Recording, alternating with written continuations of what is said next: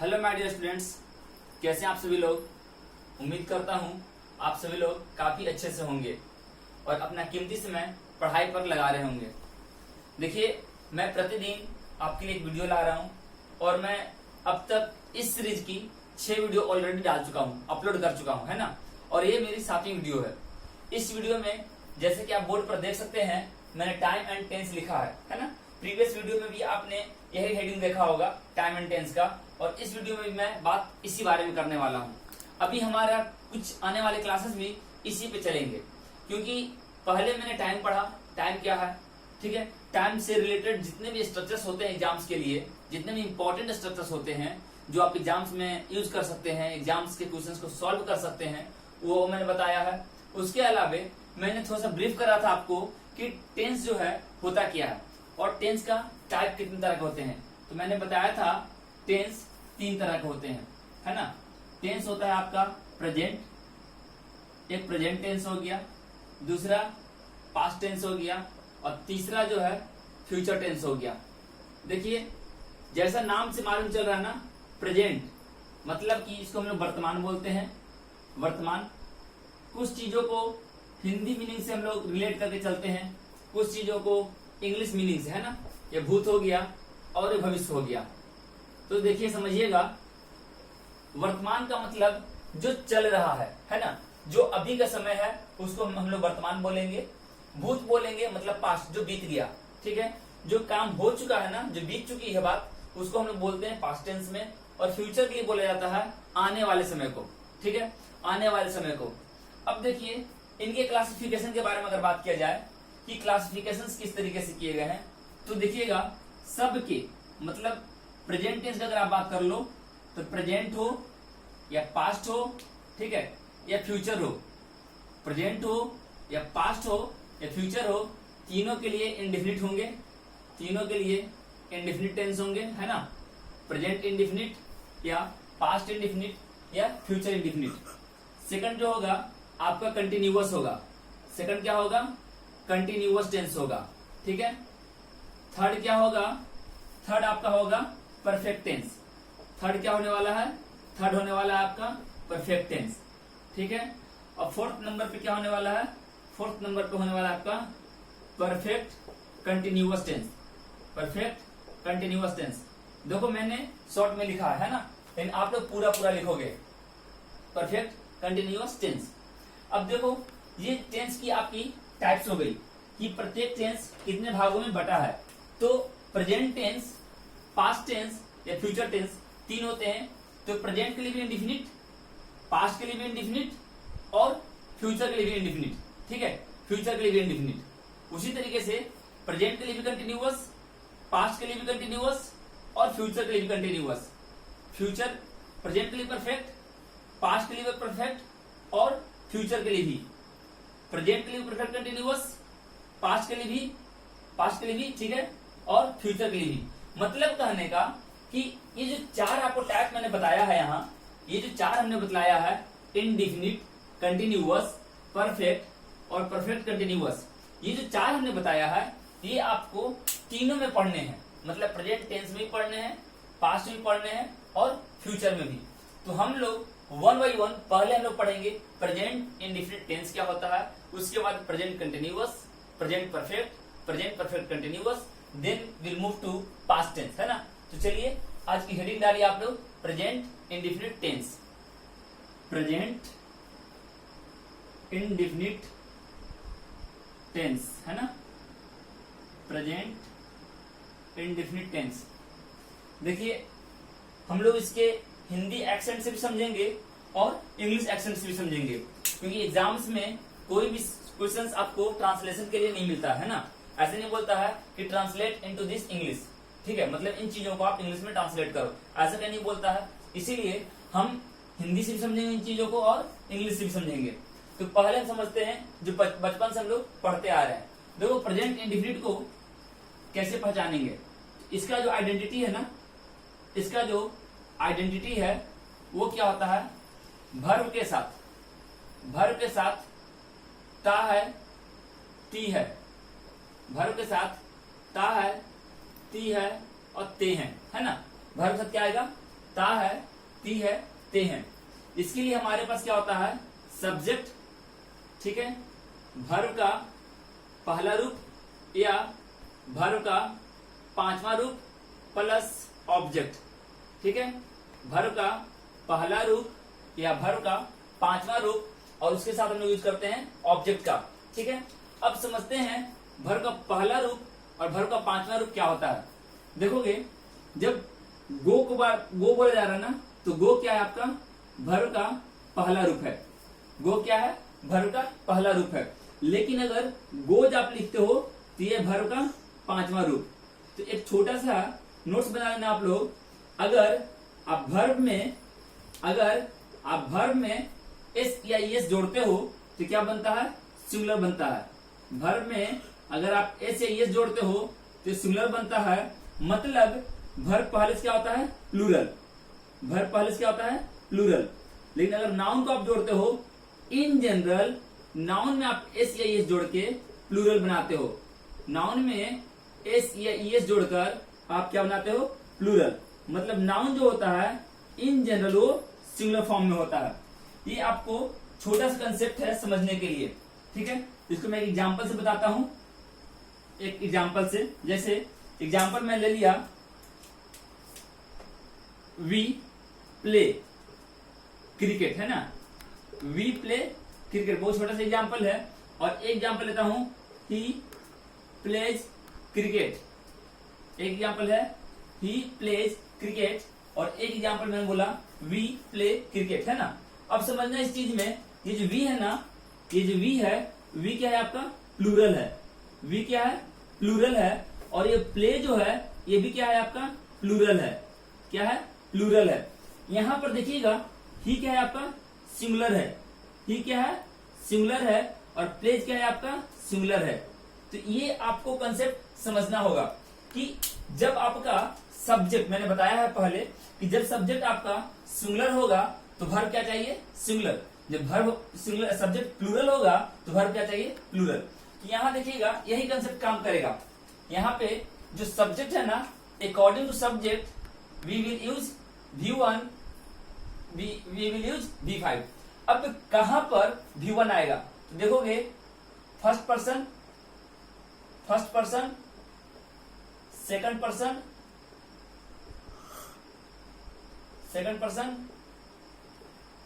Third person, ठीक है। ये सिंगुलर हो गया और ये प्लूरल हो गया, ठीक है। आई, वी, यू, ही चलेगा, सी चलेगा, इट चलेगा, नेम चलेगा, या कोई भी सिंगुलर चलेगा, दे चलेगा, या कोई भी प्लूरल चलेगा, ठीक है। कोई भी प्लूरल चलेगा, PLURL, क्लियर है। चलिए अब देखिएगा, अब मैं आपको बता दूं, यहां पर आई के साथ, यू के साथ, वी के साथ, यू के साथ, दे के साथ या ये सब क्या लेकर आएंगे, V1 लेकर आएंगे। क्या लेकर आएंगे, V1 लेकर आएंगे। और ये जो है ये क्या लेकर आएंगे, V5 लेकर आएंगे। तो आपको ये समझने में दिक्कत नहीं होनी चाहिए कि कहां पर where we use V1 and where we use V5, कहां पर V1 का यूज किया जाएगा एंड कहां पर V5 का यूज किया जाएगा। तो V5 कहां यूज करेंगे, जब सब्जेक्ट आपका थर्ड पर्सन का सिंगुलर हो। जब थर्ड पर्सन का सिंगुलर सब्जेक्ट के बारे में बात करेंगे तो वर्ब कौन सा आएगा, V5 आएगा, ठीक है। तो ये ध्यान रखना है। V5 क्या होता है मैंने बता दिया, एस या एस कनेक्ट करते हैं तो V5 बनेगा, है ना। एस या एस कनेक्ट करेंगे तो क्या बनेगा, V5 बनेगा। और जब ऐसे, ठीक है, मैंने लिख दिया वर्ब। चलिए अब मैं इस पे कुछ एग्जांपल्स देखता हूं, एक दो एग्जांपल्स मैं करूंगा, उसके बाद आपको इसमें मैं बताऊंगा कि इसको इंग्लिश एक्सेंट से कैसे समझा जाएगा। चलिए एग्जांपल देखते हैं हम लोग। मैं प्रतिदिन सुबह 5 बजे टहलने जाता हूं, ठीक है। मैं प्रतिदिन सुबह 5 बजे टहलने जाता हूँ। तो देखो आप, ये सब्जेक्ट हो गया है ना। सबसे पहले क्या चाहिए, सब्जेक्ट। सब्जेक्ट आपने आई यूज कर लिया। उसके अंदर बोला गया आई के अनुसार, अभी मैंने बताया था ना फर्स्ट पर्सन का कोई भी सब्जेक्ट हो, सिंगुलर हो या plural, whether the subject is singular और plural, we will use V1, है ना, मैंने बताया था। तो अब आप यहाँ पे V1 यूज करो आई। तो वर्ब क्या है यहाँ पे, जाना। तो जाना के क्या यूज करोगे, आई गो, है ना। टहलने, तो अब देखो ये भी वर्ब है। तो जब दो वर्ब आता है ना, तो हम लोग कनेक्ट करते हैं इन्फिनिटिव के रूप में। क्या करते हैं, इन्फिनिटिव के रूप में कनेक्ट करते हैं। तो आई गो टू वॉक, मैं टहलने जाता हूं। आई गो टू वॉक, कब जाता हूं, सुबह 5 बजे प्रतिदिन। तो at 5 AM daily, at 5 AM daily. एक से आप समझना, जब आपने AM लिख दिया ना, तो इसका मतलब ही हो गया 5 o'clock इन द मॉर्निंग। इसका मतलब ही हो गई 5 o'clock इन द मॉर्निंग, है ना। तो जैसे ही आपने इस बात को लिख दिया, अगर आप 5 PM लिखते, मतलब हो जाता 5 o'clock इन द इवनिंग। मतलब क्या हो जाता, 5 o'clock in the evening. It means you are writing what? You are writing 5 o'clock in the morning by just put AM over there, है ना। आप जैसे AM वहां पे डाल रहे हो, तो AM का मतलब ही हो जाएगा कि इन दी मॉर्निंग की बात हो रही है। तो जैसे आपने PM डाला, तो मतलब कि आप इवनिंग की बात कर रहे हो। तो ध्यान रखना कि 5 AM इन दी मॉर्निंग फिर से यूज नहीं करेंगे। तो ये अब आपका प्रतिदिन था ना, तो प्रतिदिन के लिए मैंने डेली यूज कर दिया। देखो प्रतिदिन के लिए ना आप 2 वर्ड और ला सकते हो। एक वर्ड क्या हो गया, एवरीडे। एक हो गया आपका एवरीडे, एक और वर्ड है आपका एवरीडे। अब सवाल है हमारा कि आप कौन सा एवरीडे यूज करोगे। ठीक है, सवाल हमारा है कि आप कौन सा एवरीडे यूज करोगे। देखो यहाँ पे स्पेस है, इस एवरीडे में स्पेस है और ये एक साथ है। तो यहाँ पे जो एवरी है ना, ये एडजेक्टिव फॉर्म में यूज किया गया है और ये आपका नाउन है ना। ठीक है, और ये जो है ना आपका, ये एडवर्ब है, ये आपका एडवर्ब है। मीनिंग सेम होता है, लेकिन आप देख लो कि यहाँ पे अर्थ क्या हो गया ना, एवरी जो है, here every is working as an adjective and in this case every day is an adverb. तो इस केस में एवरी डे आपके लिए एडवर्ब बन रहा है और इस केस में एवरी बन रहा है आपके लिए एडजेक्टिव। ठीक है, तो चलो एक छोटा सा एग्जाम्पल मैंने दिया था। मैं प्रतिदिन सुबह 5 बजे टहलने जाता हूँ। अब मैं जानूंगा कि इसका यूज कहाँ कहाँ करते हैं। ठीक है, चलते हैं। अब चलिए हम लोग देखते हैं इसके यूसेज पर। यूसेज है ना, मतलब कहाँ कहाँ यूज करेंगे। ठीक है, तो सबसे पहला जो यूज है, to describe present regular habit. ठीक है, सबसे पहला जो है वो क्या है, to describe present regular habit. ठीक है, मतलब वर्तमान की नियमित आदतों को बताने के लिए, वर्तमान की नियमित आदतों को बताने के लिए, वर्तमान की नियमित आदतों को बताने के लिए। ठीक है, चलिए ये चीज मैंने बता दिया। अब इसको यूज कर लेते हैं सेंटेंस में कि कैसे यूज किया जाएगा। तो देखिएगा, to describe present regular habit, इसको एग्जांपल कर लीजिए। सबसे अच्छा example, I get up early in the morning.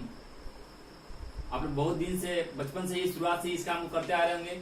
I get up early in the morning, मतलब मैं सुबह 5 बजे उठता हूँ या सुबह जल्दी उठता हूँ। अगर टाइम आ जाए तो आप करोगे I get up early in the morning या I get up early in the morning at 5 o'clock 6 o'clock, है ना। इस तरीके से मेंशन कर सकते हो।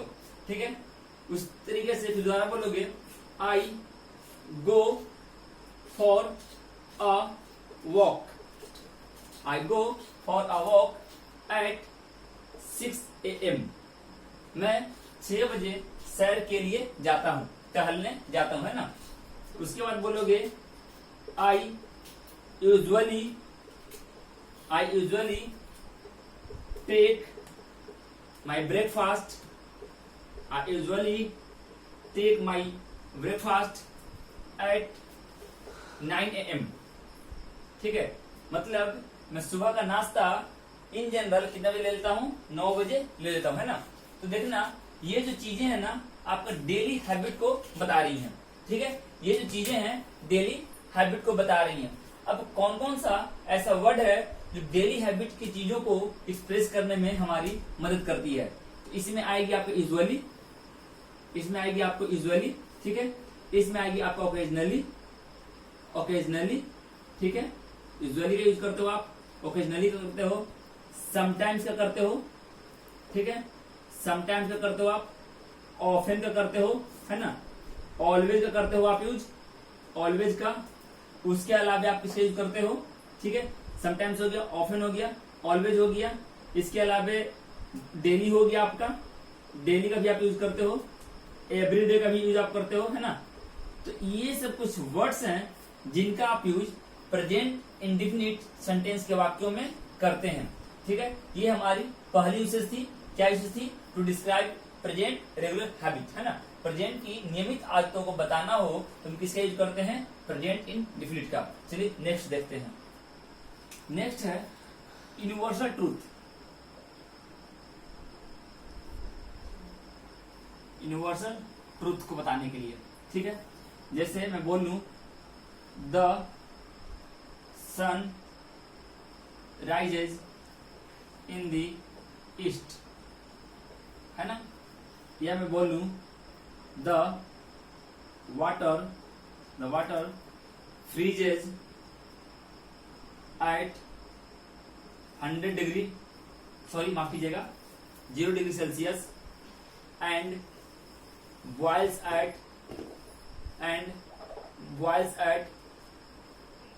100 डिग्री सेल्सियस। तो ये क्या है? आपका यूनिवर्सल ट्रूथ है, मतलब एक ऐसा सच्चाई एक्सेप्टेड बाय ऑल, ठीक है, the truth that is accepted by all, जो जिस चीज को सभी ने माना है, यूनिवर्सली एक्सेप्ट किया गया है, उन चीजों को हम यहाँ पे यूज करते हैं। The sunrise in the east, the water free at 0 degree Celsius and boils at 100 degree Celsius. ठीक है, इसमें हम लोग नेक्स्ट देखते हैं तीसरा नंबर पे कंडीशनल क्लाउज। तीसरा नंबर में बात करेंगे कंडीशनल क्लाउज, ठीक है, कंडीशनल क्लाउज। तो कंडीशनल क्लाउज वाले सेंटेंस में भी, है ना, वाले सेंटेंस में, अब ये कंडीशनल क्लाउज क्या होता है ये मैं बता दूं आपको। कंडीशनल क्लाउज मतलब name suggest condition, as name suggest, नाम क्या बतला रहा है? एक कंडीशन। तो कोई भी एक ऐसा सेंटेंस जिससे कंडीशन का पता चल रहा है, वहां पे हम लोग कंडीशनल क्लाउज बोल सकते हैं। उस सेंटेंस को क्या बोल सकते हैं? कंडीशनल क्लाउज बोल सकते हैं। इसमें क्या क्या आएगा? आपका इफ आएगा, इसमें क्या आएगा?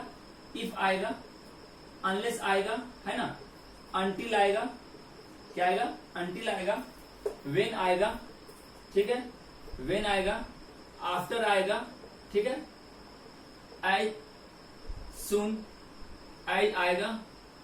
तो ये जो चीजें है ना, ये आपका कंडीशनल क्लाउज है।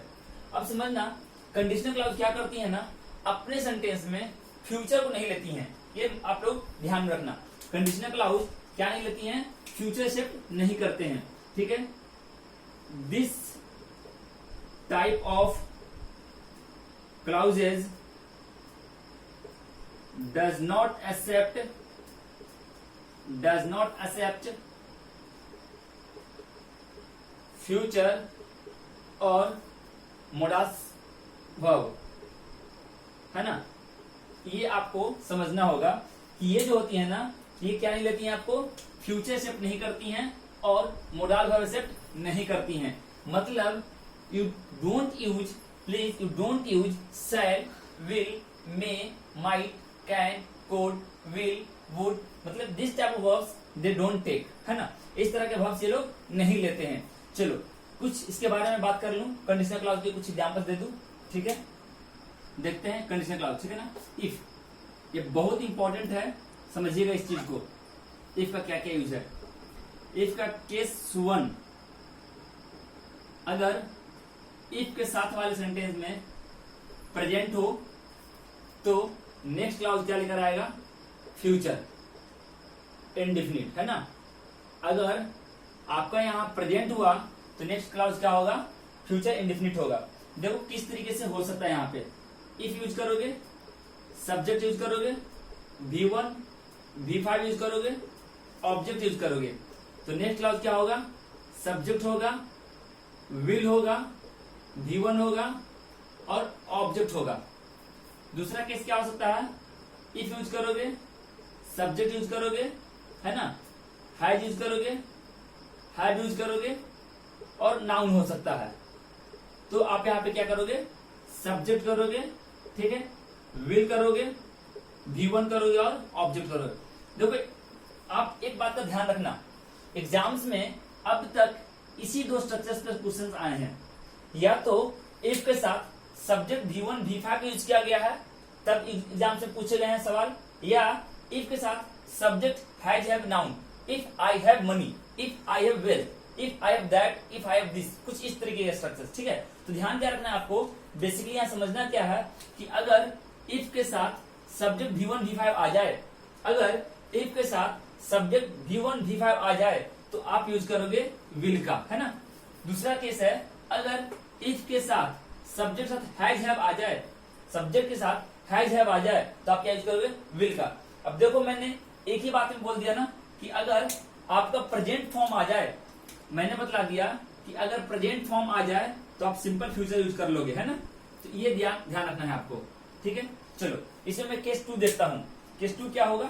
चलो केस 2 में होगा, अगर इफ के साथ, केस 2 का पार्ट ए, केस 2 का पार्ट ए, इफ के साथ अगर पास्ट आ जाए, ठीक है, पास्ट का कौन सा, पास्ट का इंडिफिनिट, पास्ट का इंडिफिनिट आ जाए तो यहां पे चलेगा आपका सब्जेक्ट, ठीक है, would plus V1 plus object. ये यहां क्या क्या हो सकता है, देखो यहां चलेगा subject plus V2 plus object, ठीक है, या इसी को दूसरे शब्दों में लिखेगा if plus subject plus was वर, क्या लिखेगा, if plus subject plus was वर और बोलेगा नाउन, है ना।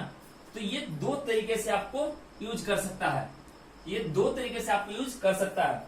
जैसे मेरे पास पैसे होते, पास्ट में अगर if I had money, if I had money, देखो जो वाज है ना पास्ट का ही है, ठीक है। तो एक और स्ट्रक्चर आप ऐड कर लो, इफ अगर बोलता सब्जेक्ट के साथ हैड का यूज, है ना, नाउन, और यहां पे देखो आप एडजेक्टिव भी डाल सकते हो, ठीक है। तो ये 3 स्ट्रक्चर आप ध्यान रखना। इफ के साथ जब पास्ट की बात होगी तो क्या हो सकता है, इफ के साथ सब्जेक्ट V2 प्लस ऑब्जेक्ट, ठीक है, या इफ के साथ subject was oblique verb plus noun oblique adjective, या इफ सब्जेक्ट हैड नाउन। ये 3 केस हो सकता है। तब आप क्या यूज करते हो, तब आप यूज करते हो अगले पार्ट में वुड का, अगले पार्ट में यूज करते हो वुड का, ठीक है। चलो ये तो हो गई आपकी पार्ट 2, मतलब केस 2। अब केस 3 हम लोग देख लेते हैं अगले स्लाइड में। देखते हैं केस, माफ कीजिएगा, केस 2 का ही मैं बी के बारे में बात कर रहा हूं, है ना। केस 2 का मैं बी के बारे में बात कर रहा हूं। नीचे स्पेस नहीं था इसलिए मैं इसे ऊपर लिख रहा हूं, है ना। तो देखो यहां क्या हो सकता है, इफ के साथ पास्ट ही चलेगा, इसे तो मैंने क्या बोला है ना, ए बी। तो इफ के साथ पास्ट का कौन सा फॉर्म चलेगा, पास्ट परफेक्ट। इफ के साथ पास्ट परफेक्ट चलेगा तो क्या आएगा यहाँ पर, नेक्स्ट पार्ट जो होगा सब्जेक्ट वुड हैव कनेक्ट करेगा। नेक्स्ट पार्ट में क्या होगा, subject would have V3 object, ठीक है। अब देखिए ये क्या क्या हो सकता है, ये हो सकता है if plus subject plus had, है ना, प्लस V3 प्लस ऑब्जेक्ट, या आप इसी को लिख सकते हो had plus subject plus V3 plus object. तो नेक्स्ट पार्ट में क्या मिलना चाहिए आपको, नेक्स्ट पार्ट मिलना चाहिए subject plus would plus have plus V3 plus object. ये आपको समझना होगा, ठीक है। तो इस तरीके से हम लोग टोटल 3 स्ट्रक्चर के बारे में पढ़ते हैं इफ में, है ना। तो ये हो गया आपका एक स्ट्रक्चर और 2 स्ट्रक्चर हमने नीचे मेंशन करा है। अब समझना, देखो यहां पर भी हेड है, इस वाले पार्ट में भी हेड है, लेकिन माय डियर स्टूडेंट्स ध्यान ये देना है, इफ अगर हेड के साथ भर का यूज किया गया हो, अगर हेड के साथ भर का यूज किया गया हो तो वुड हैव चाहिए। अगर हेड का यूज भर के साथ किया गया हो तो नेक्स्ट पार्ट में मस्ट बी वुड हैव, ध्यान रखिएगा। लेकिन अगर हेड के साथ नाउन आया हो तो अगले पार्ट में क्या चाहिए, केवल वुड प्लस V1 चाहिए, केवल क्या चाहिए, वुड प्लस V1। तो देखो यहां पर आपको एक और सेट हो सकता है, वो क्या होगा कि इसमें आपको इन्वर्जन यूज कर दे।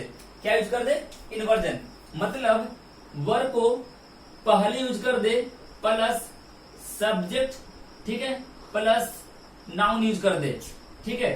तो ये भी आपका इसके बदले यूज किया जा सकता है, ठीक है। मतलब इन्वर्जन यहां पर भी आएगा और ये भी देखो, ये भी क्या है आपका इन्वर्जन ही तो आया है ना। आप ऑक्सिलरी को सब्जेक्ट के पहले डाल रहे हो, ऑक्सिलरी को सब्जेक्ट के पहले डाल रहे हो, तो this is nothing word inversion, है ना। तो ये क्या इन्वर्जन ही तो है। जब कभी भी किसी सेंटेंस में ऑक्सिलरी का प्रयोग सब्जेक्ट के पहले आया हो तो क्या होता है, या तो इंटेरोगेटिव या तो इन्वर्जन।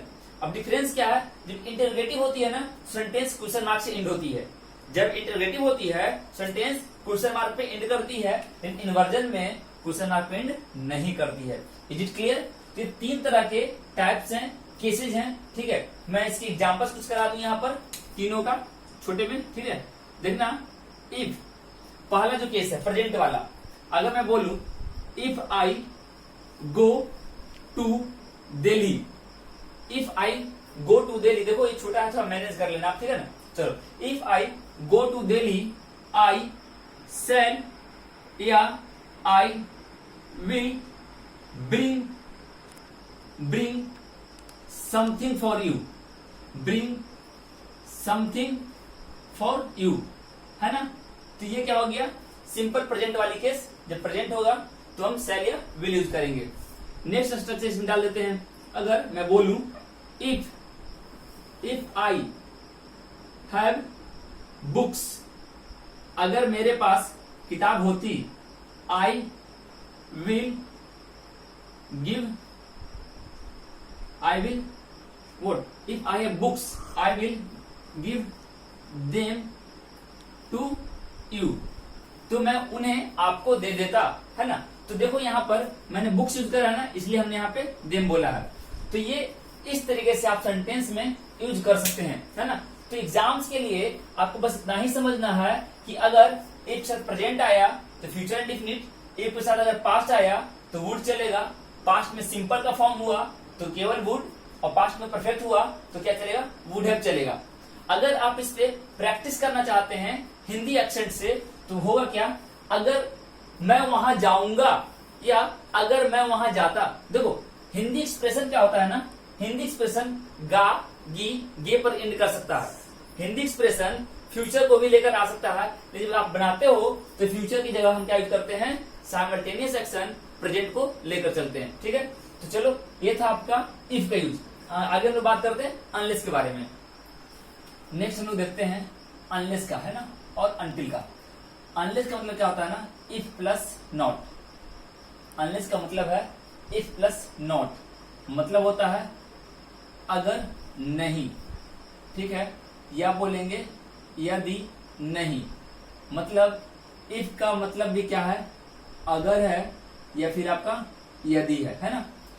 और अनटिल का मतलब क्या है, as long as plus not, मतलब जब तक नहीं, ठीक है।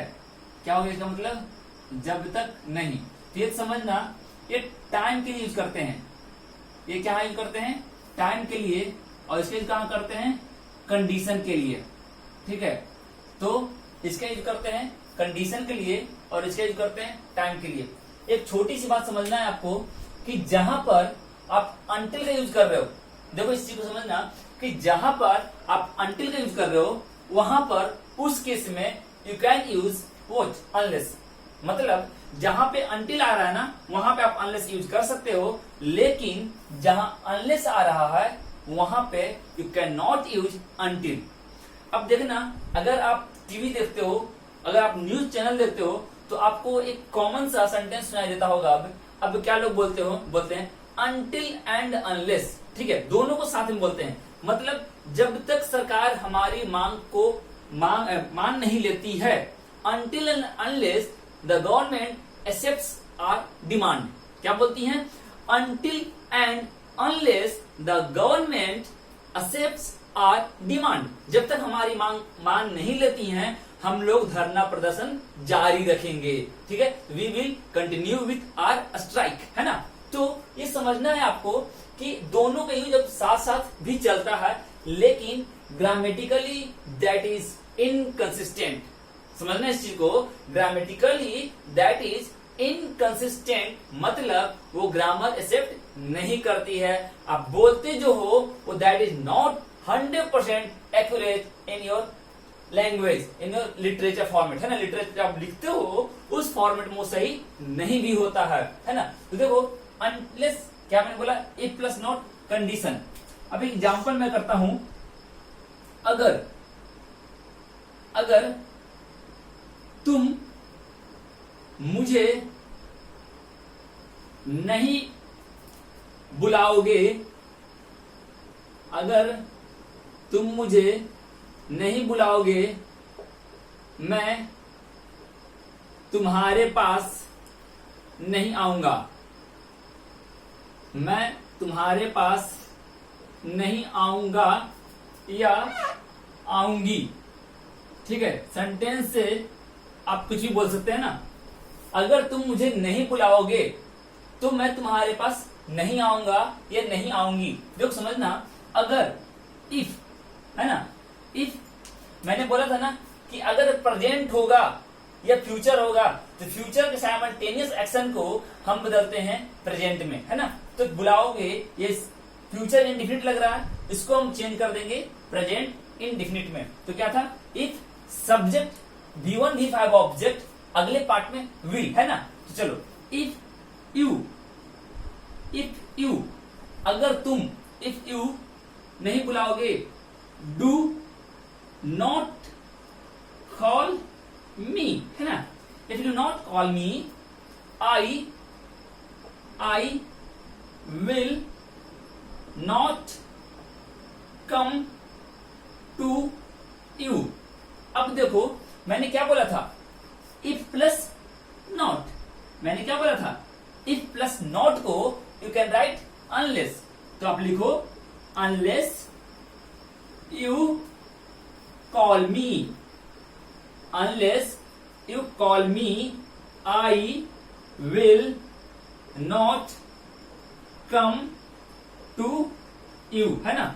अब देखना इस चीज को, मतलब जब सेंटेंस में आप अनलेस यूज कर रहे हो, जब सेंटेंस में आप अनलेस यूज कर रहे हो तो नॉट नहीं आया ना। जब सेंटेंस में आपने अनलेस यूज करा तो नॉट नहीं आया। तो माय डियर स्टूडेंट्स, एक नोट्स है इन दोनों के लिए कॉमन, इसको लिखिएगा। इन दोनों के लिए क्या कॉमन नोट्स है ये मैं आपको यहां बता रहा हूं।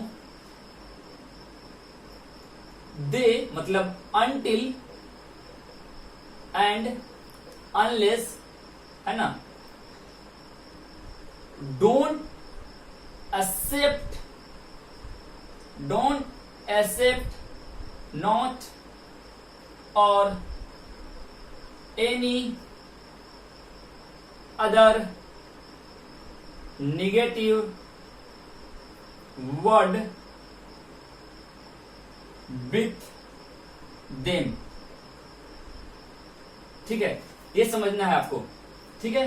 मतलब हमने क्या बोला कि अनटिल और अनलेस जो है ना, अपने साथ नॉट या कोई भी निगेटिव वर्ड का यूज नहीं लेंगे, ठीक है। तो ये है आपका अनलेस और अनटिल के बारे में। अब देखो जो वेन है ना, वेन भी ठीक इसी तरीके से चलेगा, लेकिन वो नॉट वाला कोई केस नहीं बनेगा। आफ्टर भी उसी तरीके से, एज सुन एज भी उसी तरीके से चलेगा। तो ये था हमारा कंडीशनल क्लाउज। अब नेक्स्ट यूसेज देखते हैं। नेक्स्ट जो है ना वो है आपका English newspaper, English news paper के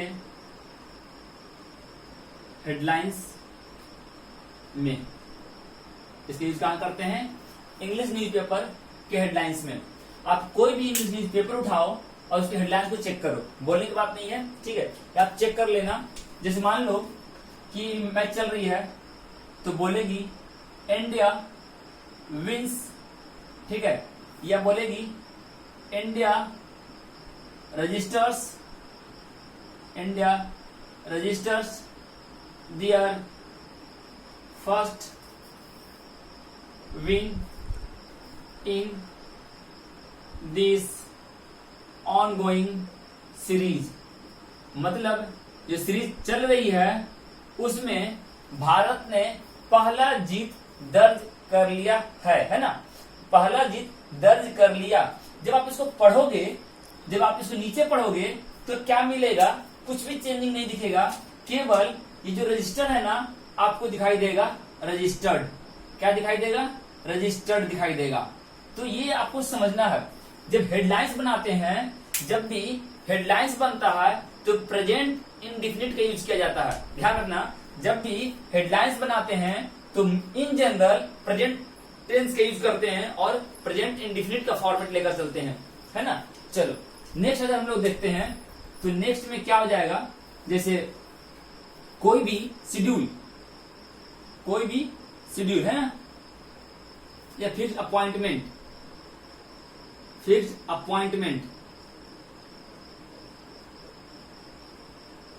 अब ये फिक्स्ड अपॉइंटमेंट जो है बाई क्या बोल सकते हैं? स्टैट्यूटरी बॉडी, मतलब कोई संवैधानिक शरीर, मतलब क्या बोल सकते हैं? लीगल बॉडी के द्वारा। जैसे मान लो कि ट्रेन का जो परिचालन किया जाता है कि ये ट्रेन इतना समय में यहां से यहां को जाएगी, तो ये क्या है ना, एक पूरी तरीके से शेड्यूल तैयार होता है ना। तो अगर उस तरह कोई भी होगा, शेड्यूल बताना हो या फिक्स्ड अपॉइंटमेंट बताना हो, तो हम लोग यूज करते हैं प्रेजेंट इंडेफिनिट का। चलिए एग्जांपल देखते हैं। Banks open at 10 AM and close eight 4 PM। ये क्या है ना, बैंक से खुलने का समय कितने बजे का है? 10 बजे का, और बंद होने का समय कितने बजे का है? 4 बजे का। तो देखो ये क्या यूज कर लिया गया है? प्रेजेंट इंडेफिनिट का, है ना। अगर मैं बोलूं द राजधानी एक्सप्रेस, अगर मैं बोलूं the Rajdhani Express departs at 6 PM for Delhi, मतलब राजधानी एक्सप्रेस दिल्ली के लिए 6 बजे जाएगी, है ना। Departs for Delhi at 6 PM, माफ कीजिएगा, ठीक है, ये मैंने उल्टा लिख दिया। Departs for Delhi at 6 PM, है ना। तो ये चीज आपको समझ में आना चाहिए कि अगर कोई फिक्स शेड्यूल है या अपॉइंटमेंट है तो हम क्या करेंगे? उसे प्रेजेंट इंडेफिनिट में रखेंगे, ठीक है। इसके अलावे और कहां यूज कर सकते हैं?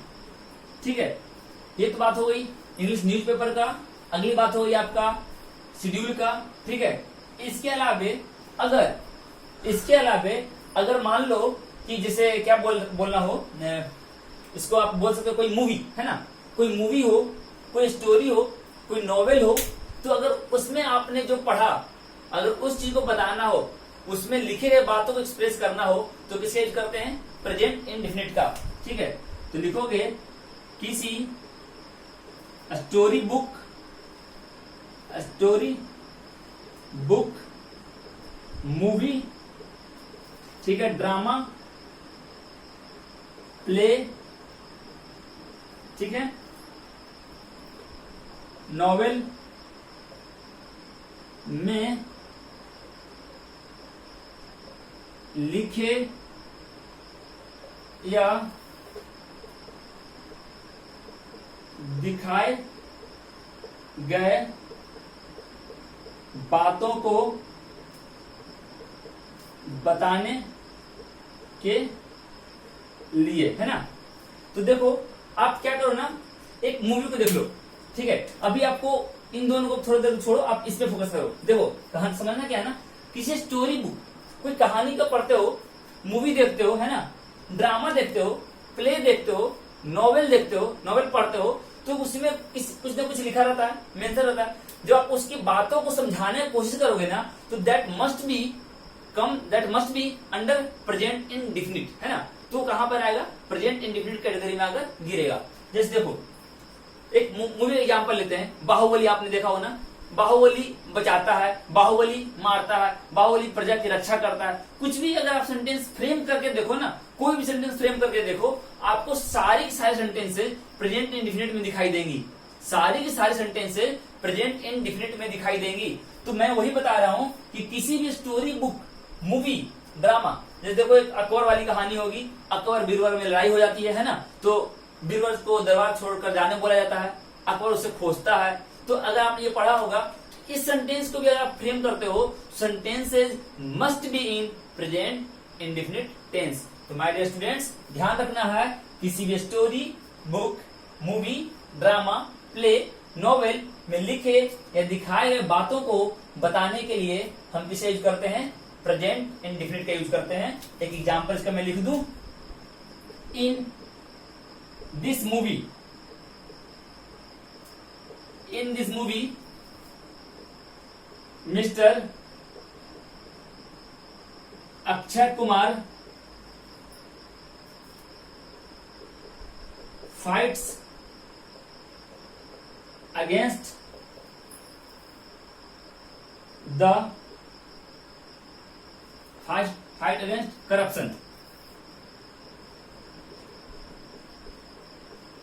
ठीक है, तो इस तरीके से आप इसका यूज कर सकते हैं।